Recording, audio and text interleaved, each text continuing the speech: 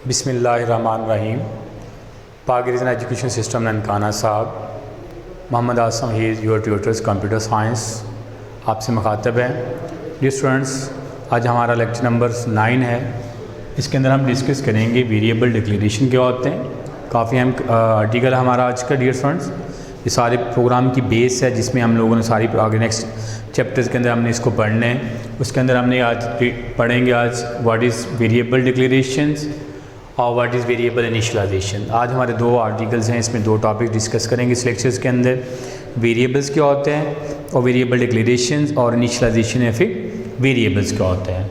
The process specify variable name and its types is called variable declaration. यानी ऐसा process जिसमें आप variable की नेम की और उसकी डेटा टाइप को आप स्पेसिफाई करते हो, वेरिएबल डिक्लेरेशन कहलाता है। यानी इस प्रोसेस के दौरान आप वेरिएबल की नेम्स और उसकी डेटा टाइप को स्पेसिफाई करते हैं, वेरिएबल डिक्लेरेशन कहलाता है। Program can have many variables as needed. यानी प्रोग्राम को बहुत ज़रूरत के मुताबिक बहुत ज़्यादा वेरिएबल की ज़रूरत होती है। C is a strongly type of language. C एक स्ट्रॉन्गली टाइप की एक लैंग्वेज है। इससे मुराद ये लिया जाता है डियर स्टूडेंट्स, जब आप प्रोग्राम बनाते हैं तो वेरिएबल यूज़ करने से पहले उसके वेरिएबल को डिक्लेयर करना ज़रूरी होता है। कोई भी वेरिएबल आप प्रोग्राम में यूज़ करते हैं तो उसको यूज़ करने से पहले, बिफोर यूज़ करने से पहले लाजमी होता है उसको डिक्लेयर किया जाए। Variable can be declare anywhere in the programs before its use. Variable को आप प्रोग्राम में किसी भी हिस्से में आप उसको डिक्लेयर कर सकते हैं उसको इस्तेमाल करने से पहले। जब आप प्रोग्राम बनाते हैं तो मेन फंक्शन के बाद, यानी आप क्या काम करेंगे, जब डियर स्टूडेंट आप मेन फंक्शन के बाद आप क्या काम करेंगे, मेन फंक्शन के बाद जो करली ब्रेसेस के अंदर हमारा जो प्रोग्राम बना होता है, इसमें आप वेरिएबल को किसी भी जगह पर इस्तेमाल कर सकते हैं। Variable declaration provide information to compilers. Variable का काम क्या होता है, कंपाइलर को इन्फॉर्मेशन प्रोवाइड करना होता है। जब आप प्रोग्राम बनाते हैं तो कंपाइलर को इन्फॉर्मेशन प्रोवाइड करता है अबाउट द वेरिएबल, वेरिएबल के बारे में। जो वेरिएबल स्टेटमेंट, वेरिएबल डिक्लेरेशन की स्टेटमेंट क्या काम करती है, कंपाइलर को इन्फॉर्मेशन प्रोवाइड करती है किसके बारे में, अबाउट द वेरिएबल, वेरिएबल के बारे में। जो आप वेरिएबल इस्तेमाल कर रहे होते हैं उसकी डेटा टाइप्स इस्तेमाल कर रहे होते हैं तो कंपाइलर को इन्फॉर्मेशन प्रोवाइड कर रहा होता है। Compiler use the declaration to determine how much memory are needed. Compiler भी क्या काम करता है, उस डिक्लेरेशन को इस्तेमाल करता है हर वेरिएबल के लिए कितनी मेमोरी की ज़रूरत होती है। Different type of variables data type required different amount of memory. मुख्तलिफ टाइप के जो डेटा टाइप्स हैं उनको मुख्तलिफ अमाउंट ऑफ मेमोरी की ज़रूरत होती है, डिफरेंट मेमोरी की ज़रूरत होती है। उसी के मुताबिक प्रोग्रामर जो लैंग्वेज ट्रांसलेटर जो होता है उसका लैंग्वेज डिक्लेरेशन जो होता है कंपाइलर को उतनी मेमोरी के लिए रिजर्व करवा देता है। जस्ट लाइक फॉर एग्जांपल्स हमारे पास है इंट वेरिएबल को कितनी मेमोरी बाइट्स की ज़रूरत होती है, रिक्वायर्ड 2 बाइट्स।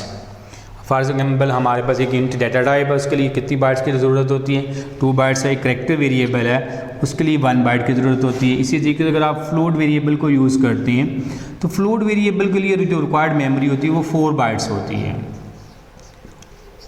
इसी तरीके से हमारे पास डबल वेरिएबल्स हैं। डबल वेरिएबल को आप जब यूज़ कर रहे होते हैं इसके लिए 8 बाइट्स की ज़रूरत होती है। इसी तरीके से अगर हम लॉन्ग डबल की बात करते हैं तो लॉन्ग डबल वेरिएबल को डियर स्टूडेंट उसके लिए जो बाइट्स रिजर्व होती है वो 10 बाइट्स आप उसके लिए कंप्यूटर्स का जो लैंग्वेज ट्रांसलेटर्स होता है उसके लिए उसके 10 बाइट्स मेमोरी को रिजर्व करवा लेते हैं। मेमोरी बाइट्स किसके लिए यूज़ होती है, जिसको रिजर्व किया जाता है वेरिएबल के लिए, वो डाटा को स्टोर करने के लिए इस्तेमाल होते हैं। Memory bytes are use to store value of a variables. Memory bytes का काम करती है, वो इस्तेमाल होती है किसके लिए, वेरिएबल की वैल्यूज़ को स्टोर करने के लिए। फॉर एग्जांपल है हमारे पास सिंटैक्स इसका क्या है, डाटा टाइप्स है, वेरिएबल्स नेम्स हैं और उसके एंड पे टर्मिनेटर सेमीकोलन लगा हुआ है। डियर स्टूडेंट, जितने भी हमारे आज के आर्टिकल्स हैं इसके अंदर जो सिंटैक्स को एक्सप्लेन करना लाजमी होता है, उसी के बेस के ऊपर सारा काम कर रहा होता है। डाटा टाइप्स क्या होती हैं, डाटा टाइप्स जो होता है क्या काम करता है, indicate the type of data. ये इंडिकेट करता है टाइप ऑफ डाटा को date can store in a variable, जिसको वेरिएबल में जाकर स्टोर करना होता है। वेरिएबल नेम क्या काम करता है, it refer to memory location for variables. ये रेफ़र करता है मेमोरी लोकेशन फॉर वेरिएबल्स के लिए। और उसके बाद फॉर एग्जांपल इंट है, marks semicolon, float, average semicolon, character, grade semicolon, double, salary semicolon. इनमें dear student int, float, character, double, ये कीवर्ड्स हैं। इंट, फ्लोट, कैरेक्टर, डबल, ये डियर स्टूडेंट क्या चीज़ हैं? ये कीवर्ड्स हैं। ये बतौर वेरिएबल के तौर पर इस्तेमाल हो रहे होते हैं। सो बतौर डाटा टाइप के तौर पर इस्तेमाल होती हैं। और ये डाटा टाइप्स हैं, ये रिजर्व वर्ड के अंदर इस्तेमाल होती हैं। इसमें marks, average, grade and salary, ये कीवर्ड्स जो हमारे पास हैं ये वेरिएबल्स हैं। यानी इंट, फ्लोट, कैरेक्टर और डबल, ये स्टूडेंट क्या चीज़ है हमारे पास? ये हमारी डाटा टाइप्स हैं। Marks, average, grade and salary, ये हमारे पास क्या चीज़ हैं? ये हमारे पास वेरिएबल्स हैं। इसी तरीके से आप जब आप वेरिएबल डिक्लेरेशन स्टेटमेंट को इस्तेमाल करते हैं तो एक से ज़्यादा वेरिएबल को भी आप एक सिंगल लाइन के अंदर उसको डिक्लेयर कर लेते हैं, लेकिन उसके लिए कंडीशन रखी जाती है वो सेम डाटा टाइप्स होने चाहिए। जब एक से ज़्यादा वेरिएबल को, many variable can declare in single lines, यानी बहुत ज़्यादा वेरिएबल को आप सिंगल लाइन में भी डिक्लेयर करवा सकते हैं, लेकिन उसके लिए कंडीशन ये होती है जब आप एक से ज़्यादा वेरिएबल को सेम डाटा एक लाइन सिंगल लाइन में डिक्लेयर करवाएं तो उनकी जो डाटा टाइप्स है वो सेम होनी चाहिए। यहाँ पे मैंने एग्जांपल दी, इंट ए कॉमा बी या कॉमा सी सेमी कोलन है। मैंने इंटीजर में 3 वेरिएबल्स एक ही लाइन के अंदर डिक्लेयर किए सिंगल लाइन के लिए। इसी तरीके से फ्लोट में मैंने वेरिएबल को डिक्लेयर करवाया A1 comma A2 comma A3, इनके A comma A4। In case एक many variable can be declare in single line. अगर इन केस अगर एक सूरत हाल में अगर आपने एक से ज़्यादा वेरिएबल को एक लाइन के अंदर डिक्लेयर करना डियर स्टूडेंट, फिर आप क्या काम करेंगे? उनके अंदर आप कॉमा लगाएंगे, सेपरेट बाय कॉमा करेंगे। अब वेरिएबल को इनिशियलाइजेशन की तरफ आते हैं। वेरिएबल इनिशियलाइजेशन क्या होता है? डियर स्टूडेंट, जब आप वेरिएबल को डिक्लेयर करवाते हैं, वेरिएबल डिक्लेरेशन में आप 2 चीज़ें कंपाइलर को प्रोवाइड कर रहे होते हैं, वेरिएबल नेम और उसकी डाटा टाइप को करते हैं। लेकिन जब वेरिएबल इनिशियलाइजेशन की बात करते हैं, जब आप वेरिएबल को डिक्लेयर करवाते हैं, eight the time of declaration आप उसकी कीमत को भी साइन करवा देते हैं। अब the process of assigning a value of variable at the time of declaration is called variable initialization. ऐसा प्रोसेस जब आप वेरिएबल को डिक्लेयर करवाएं तो उसके साथ उसको कीमत भी साइन करवा दो, कीमत भी इसको दे दें, तो वेरिएबल इनिशियलाइजेशन कहलाता है। क्या कहलाता है? वेरिएबल इनिशियलाइजेशन कहलाता है। वेरिएबल इनिशियलाइजेशन के लिए जो वेरिएबल को इनिशियलाइज करने के लिए इक्वल टू साइन इस्तेमाल होता है।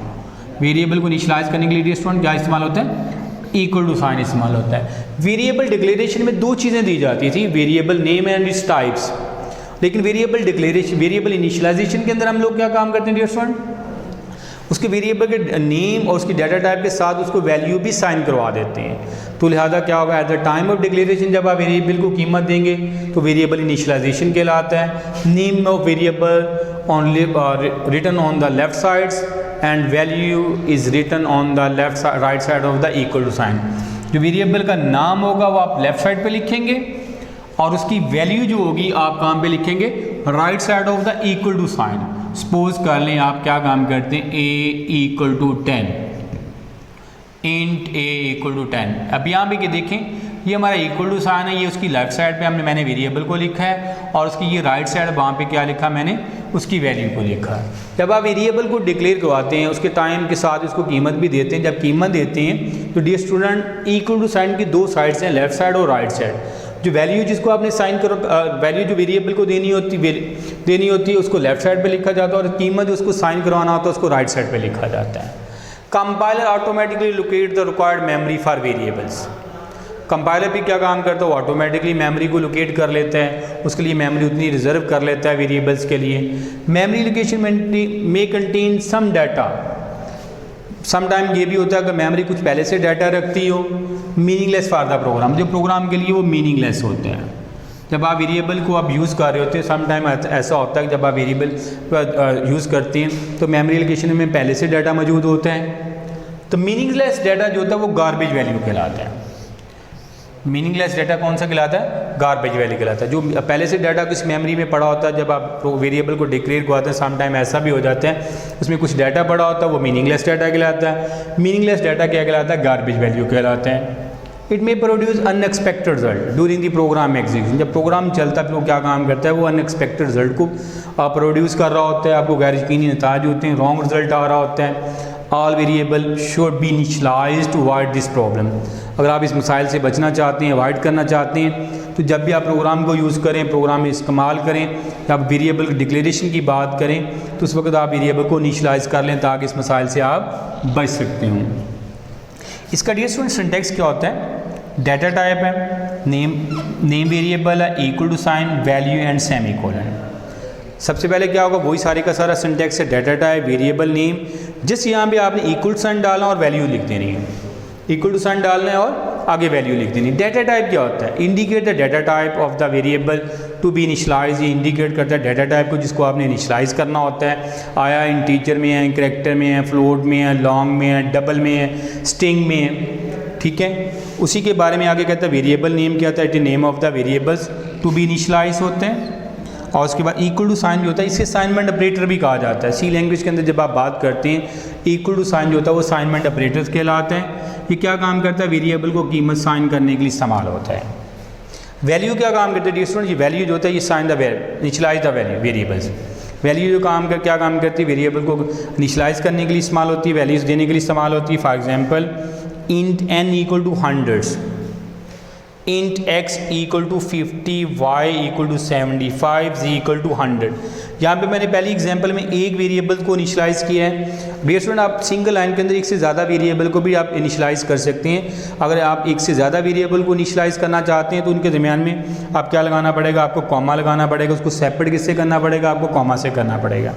इसी तरीके से अदर एग्जांपल मैंने दिया आपको, फ्लोट डाटा टाइप यहाँ पे मेंशन किया, यहाँ पे तो इंटीजर डाटा टाइप का मेंशन कर दिया, यहाँ पे मैंने फ्लोट कर दी है। फ्लोट में मैंने वेरिएबल लिया एवरेज इक्वल टू 50.73 है, तो आप यहाँ पे करेक्ट, उसके बाद करेक्टर वेरिएबल है, ग्रेड इक्वल टू ए है। इसके अलावा और भी वेरिएबल को आप डिक्लेयर करवा सकते हैं। जस्ट लाइक आप फ्लोट के अंदर बात कर लेते हैं, फ्लोट में भी आप एक से ज़्यादा वेरिएबल को डिक्लेयर करवा सकते हैं। Float A1 equal to 10.5, B equal to 30.19 और देन सेमी कोलन। इस तरीके से आप एक से ज़्यादा वेरिएबल को एक लाइन में डिक्लेयर करवा सकते हैं। लेकिन उसके लिए कंडीशन क्या होती है, उसमें सब के अंदर जो आपने क्या काम करना है, सेपरेट बाय सेमी कोलन है। ये हमारा आज का आर्टिकल था डियर स्टूडेंट्स। इंशाल्लाह नेक्स्ट टाइम हम आर्टिकल में पढ़ेंगे उसकी डाटा टाइप्स क्या होती हैं, डिफरेंट किस्म की डाटा टाइप को हम डिस्कस करेंगे। टेक केयर, अल्लाह हाफिज़ डियर स्टूडेंट्स।